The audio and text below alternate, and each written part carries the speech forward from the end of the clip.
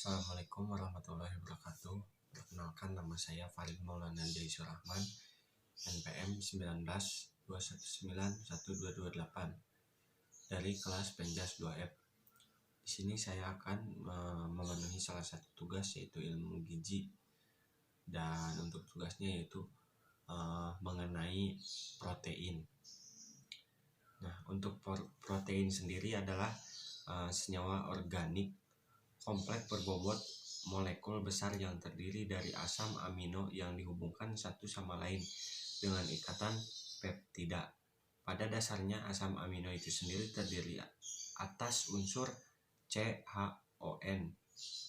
Dalam molekul protein, asam-asam amino saling berhubungan dengan suatu ikatan yang disebut peptida.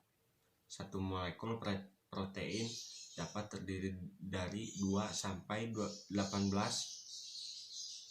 macam asam amino. 1 gram protein menghasilkan energi sebesar 4 kalori. Nah, untuk fungsi protein sendiri yaitu terbagi beberapa macam. Untuk yang pertama yaitu protein sebagai zat pembangun. Untuk yang kedua yaitu protein sebagai zat pengatur. Untuk yang ketiga yaitu protein sebagai pemberi tenaga. Selain itu, manfaat protein bagi tubuh kita sangatlah banyak. Protein sangat mempengaruhi proses pertumbuhan tubuh kita. Di antaranya manfaat protein tersebut adalah sebagai enzim. Protein memiliki peranan yang besar untuk mempercepat reaksi biologis. Untuk selanjutnya itu sebagai alat pengaku dan penyimpan protein yang terkandung dalam hemoglobin. Selanjutnya yaitu untuk penunjang mekanis salah satu protein berbentuk serabut yang disebut kolagen. Untuk yang selanjutnya yaitu sebagai pertahanan tubuh atau imunisasi pertahanan tubuh. Dan selanjutnya yaitu sebagai media perambat impuls saraf. Selanjutnya yaitu sebagai pengendalian pertumbuhan. Nah, untuk klasifikasi protein ada beberapa macam, yaitu asam amino esensial, ada asam amino semi esensial, ada asam amino no esensial, dan yang lainnya. Nah, selanjutnya itu mekanisme pencernaan protein. Sama seperti proses pencernaan lemak dan karbohidrat. Protein juga hanya dapat diserap tubuh manusia jika sudah diurai dan bentuk yang sederhana. Penguraian protein dalam sistem pencernaan manusia melibatkan seluruh organ pencernaan dan kerja dari enzim. Proses melalui serangkai proses. Untuk selanjutnya yaitu proses ketika protein habis dan berlebihan dalam tubuh.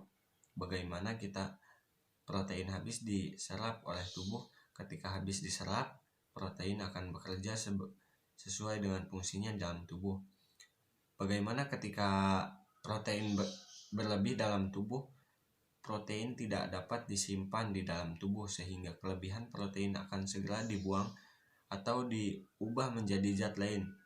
Zat sisa hasil pengurai protein yang mengandung nitrogen akan dibuang bersama air seni, dan zat yang tidak mengandung nitrogen akan diubah menjadi karbohidrat dan lemak. Untuk selanjutnya yaitu penyakit timbul bila kekurangan dan kelebihan protein.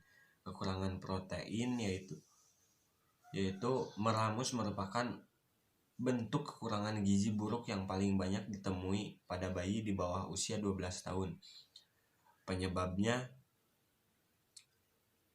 bisa terjadi karena kekurangan protein yang sering disertai dengan gejala kekurangan karbohidrat. Penyakit itu tentu cukup berbahaya jika diderita, sebab dapat mengiring penderita pada kematian. Ada bermacam-macam penyakit lagi, dan itu tidak sedikit.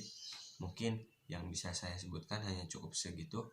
Untuk materi kali ini yaitu kesimpulannya, pengertian protein.